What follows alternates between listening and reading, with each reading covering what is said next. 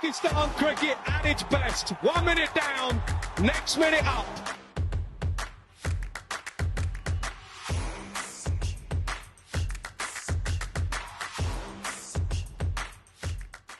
Thanks very much for joining me once again, folks. Delighted to be joined once again by former Pakistan wicketkeeper-batsman Atiq-uz-Zaman, who we all know had a lengthy first-class career, a lot of experience in first-class cricket. In Pakistan, he's worked at the ECB. He worked for Lancashire. He's previously worked for Lahore Qalandars at the PSL. He's had roles at the Pakistan Cricket Board, and he's currently the head coach of Germany. Thanks very much for your time once again, Atiq. I hope you're well. I'm very good. How about you? Yeah, all good. Thanks, Atiq. Let's start with Azhar Ali. Atiq. Obviously, he held some important positions recently in the Pakistan Cricket Board, selector, and also working with some of the young up-and-coming players in Pakistan. He's suddenly resigned. What do you make of that? Not surprised at all. The good people, honest people cannot last longer in the cricket board. That's my answer for that. And Azhar Ali was one of them. And obviously, there would be a lot of reason. There might be another reason because they have hired Sarfaraz Ahmed over him. And you know what PCB is like when they bring somebody else, they don't like communicate with somebody else and, try to give them a little bit justification and stuff like that. And I think Azhar Ali must have sensed it. And then he said, my respect is more important for me. I'm not sure Azhar Ali agenda would be a salary from PCB because I think he's better than that. And once he realized or sensed, then he wouldn't be able to work freely the way he was doing it. He resigned, and there is no surprise to me at all. It's a big loss, really, isn't it? Because, as you say, Azhar Ali is a reputable guy, played a lot of cricket in Pakistan. Obviously, we know his international record as well. Nice guy. And I'm hearing that a lot of the younger players were learning and developing from him. So it's a blow, really, isn't it? It's such a shame. I've seen a lot of meaningful work was getting done when he was there. A lot of camps. I was following all the social media about, the camps going on in Multan, Karachi, and different academies, which were actually paused until Azhar Ali started to make those academies functional. And it's such a shame.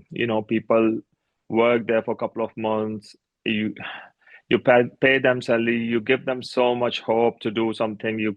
Try to pretend that you're giving them, ownership to do what they want to do and try to put their vision into practice. But then when they start doing it, then you just put barriers in front of them, and then it's not good. I had experience like that when I was there, and I sensed exactly the same way, and I resigned.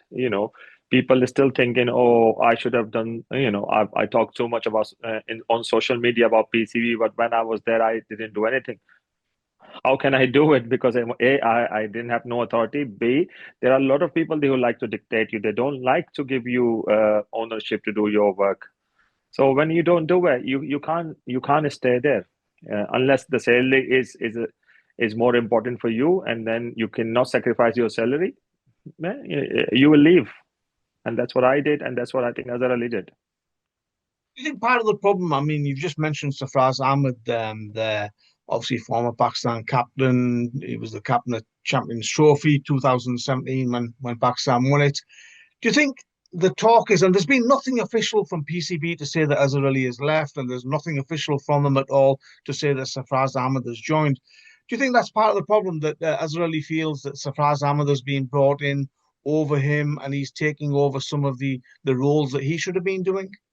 Yeah, exactly. This is not bad or any injustice bringing Sarfaraz in the system as well, because they're all good players, they all were good leaders, and I think youngsters will take a benefit of them. But if you've got one job given to somebody else, one role given to somebody else, the other person can come and enter into some other role rather than collide with that role. I think this is the most problem in PCB, that the communication is so poor, and you don't know what's going on. I remember that we were doing great work under Saklan and under Wasim Khan, and as soon Wasim Khan left and Ramesh Raja came in there. There was no communication. So I actually sat on NHPC for 1 month doing nothing, basically. I was going to the office 9 till 5, sitting there, doing my own research. There was no work available for me, and we didn't know what's going on. Nobody communicated. Nobody come to see us. Nobody had a meeting with us. Nobody. It's nothing. So when you bring some new people over some other people, you got to communicate. You got to communicate. You got to understand that there is a respect element in there, whether it's Azhar Ali or the small person who played one test or not even played one test, but he's in that position where he needs to understand what my role is going to be after that position and what I will be doing after that. And if you communicate properly, you wouldn't lose a person like Azhar Ali. This is part of the problem, isn't it, Atiq, by where Pakistan cricket loses so many good people from the system, people who are honest, hardworking, and are making a difference. And, it's difficult to replace those people, isn't it? It is, and that PCB don't care about it, to be honest with you. That nobody care about it in Pakistan Cricket Board. They never did. They will never do it because, they don't understand. I don't think the people over there are honest with the country, to be honest. People are on the leadership position just to get their ego satisfied and also earning money, taking the money from PCB, and they're gonna work 5 6 years. They're gonna loot PCB's bank, and then they're gonna go and do it somewhere else. There is an example there. A person who's in charge now has been doing it for Lahore Qalandar and now doing for PCB, and then after that he will retire very happily. And then what would he have done? What would he have achieved? Nothing. And so this is what happening. And it's a fault of the big boss who bringing those kind of people without having the knowledge about them, without having a research about them. When you bring a very good recruiter in your system, they will recruit better players. When you got a corrupt recruiter and who's been who's been in the system in Sifarish, he's gonna bring the Sifarishi people with them as well. So fairness and inclusion, equality, and top class of experienced people in Pakistan Cricket Board, they are very minimum. They are very minimum. They're very, very rare in PCB. You will see them. So that's why you can see where the Pakistan team is at the minute, and Pakistan team doing exactly the same what PCB doing in their department as an organization. So there are a lot of things need to be improved. I think they need a person like Wasim Khan type person, who promote the top quality and experience and high qualified people around him. And these kind of person we need in PCB, but unfortunately at the minute it's just trying to please every people, trying to please all the experts. You keep them into one position, and then when you take them out from that position, bring them to another position. This is what's happening. It's like a chess game going on. On the field, though, I think my recent results have been pretty good. Now, I think we've got to be careful here because obviously they played a South African weekend team. They have beaten Sri Lanka, a pretty ordinary Sri Lanka team compared to some of the great Sri Lankan teams that we've seen of the past. And then you've got Zimbabwe, with all due respect, not the strongest team at the moment. So whilst on paper you can say that Pakistan, I think, has won 9 out of the last 10 white ball matches, but it's not been against the top class opposition. How do you gauge recent results and performances? No, you're perfectly right. These teams you mentioned, they are like the level of top associate teams, like Ireland, Scotland, Jersey, and these kind of teams. They are a little bit one level above, but they're not good as not even level of South Africa, Australia, or England, or New Zealand like that. Pakistan need to have these kind of record against these teams. Then we will say, yes, our team is improving. Our team is now winning against the good side. But against Sri Lanka, Zimbabwe, Bangladesh, these are so poor side Pakistan playing against it. I'm really, really surprised we are playing against so poor side at the minute. And South Africa was a good challenge, but they didn't not bring their full team as well, and Pakistan struggled against them. Even we lost the test match and we set up our own condition and we still lost it. So Pakistan team is very far away from one of the top team at the minute, and I hope and I pray we reach to the height. But at the minute, the way the board functioning and the coaching staff, in particular with Pakistan team functioning, I don't see them going forward with this team. And there are a lot of things need to be improving. There are some good players. We've seen some very good cricketers in Shaheen Tour of Oman, and especially Ma Sadakat and Irfan Khan Niazi. These kind of players, Ubaid Shah, and these kind of players are giving me excitement to see how long does it take for them to be in Pakistan national team. I think regarding the players and the sort of the South African quality of their squad, it seems to be a regular thing where teams are sending, or boards are sending, weakened teams to Pakistan. We've seen New Zealand do it, we've seen South Africa do it recently, and we've seen others as well. It's quite frustrating, isn't it, when Pakistan is sending full strength teams abroad and then others are sending weakened teams, I guess, but there's not much the Pakistan Cricket Board can do about it, really, is there? I think at the minute we should be grateful we haven't foreign side in our country, to be honest. Hats off to Sri Lanka, and really grateful for their cricket board for sticking up with, putting friendship in front of anything else. A lot of politics happen. Other people, the third country, have tried their best to create problem in Pakistan. So Pakistan cricket suffers again, but it did not happen. And hats off to Sri Lanka. And at the minute, I think we are grateful that these doesn't matter the B or C team come in. The name is South Africa, the name is New Zealand, the name is Sri Lanka. Always gonna be in there, and it's good for Pakistan. To be honest, just keep winning those games. Keep your ranking up. In ODIs and T20Is, and doesn't matter you play with the C team, but it's still gonna beat South Africa.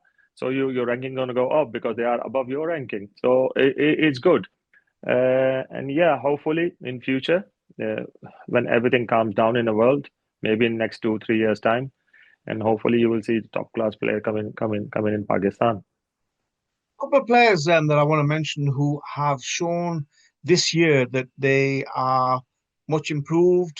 I think they've had a lot of criticism in the past, but Mohammad Nawaz and Sahibzada Farhan Atiq-uz-Zaman are showing progress, aren't they? And once again, they're not playing against sort of performing regularly against the big teams, but the opposition in front of them, they're doing quite well, aren't they, this year? I actually criticized such Mohammad Nawaz and Faheem Ashraf quite a lot previously, but they proved me wrong now. When they play well, obviously we have to praise them. I think Nawaz looked like a different player. Nawaz, in batting, he comes and score on the key situation, 20 or 30 not out. This is very good. Faheem Ashraf's bowling improved. His batting was decent, but his bowling wasn't up to the par. But he is doing a good job as well. So yeah, these two players have improved. But obviously, they have improved because of the backing of PCB and all that. They have been given all sort of chances, and now this is the time they have to show they have improved. If they don't, they don't deserve to be in the team.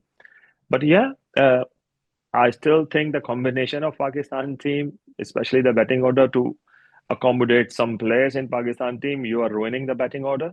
Atiq-uz-Zaman should never bat on this number. He's batting, even batting up more late. I'm not sure he's going to agree to bat number 6 as well in the future. If I was him, I would never agree to that. I will never sacrifice my number because I'm good enough to be an opener or at least number 3 batsman. But the batting order is, I don't understand it. Pakistan, if you see England, South Africa, New Zealand, or any other team, you will see top 5s are proper, solid, established players, and they're the one who will play week in and out. And Pakistan team is keep getting changed. Even as spinners, we don't know who's going to bowl for us, who's going to come in. In 1 minute, Sufyan Mukim in the team. Next minute, he's in Shaheen Tour. And Faisal, what's his name? Faisal Akram comes in. I think, don't take me wrong, he's a fantastic player, but I still think Furqan is more experienced and more older. He should be playing there before Faisal Akram. Faisal Akram should be playing in Shaheen. But if PCB think that way, that's fine. But I'm thinking our combination is still not good, although we keep winning matches. Maybe we keep winning matches because the positions aren't strong enough yet. And when we go to the strong opposition, strong opponents, you can't just make experiment. You can't keep changing your batting order. Your top 5 should be top 5. That's the top 5 is going to play for next 5-6 games. Give them confidence and say this is your role, and do what best you can do. So I think we are struggling with that, and obviously the new coach needed some time, and he's having some time. I hope in near future he will settle the team and keep the same team. Finally, Atiq bhai, the PCB has announced that 2 new franchises are going to be added to the Pakistan Super League. Obviously, the PSL is a tournament that you've been involved in. You've seen how it operates. You've seen, inside the goings on in that tournament. Firstly, do you think it's a good idea to have 2 more teams, and do you think it will help with the standard of the game? I'm not sure about the standard of the game. It will help, but it will help more players to grow in PSL, more coaches to grow in PSL.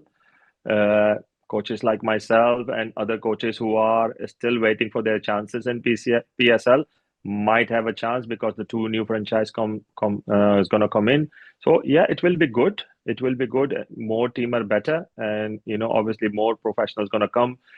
More players going to get paid.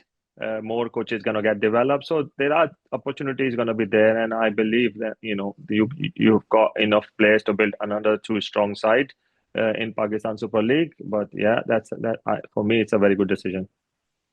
Atiq bhai, always appreciate your time. Thank you very much, and we'll catch up shortly once again. Thank you. Thank you very much.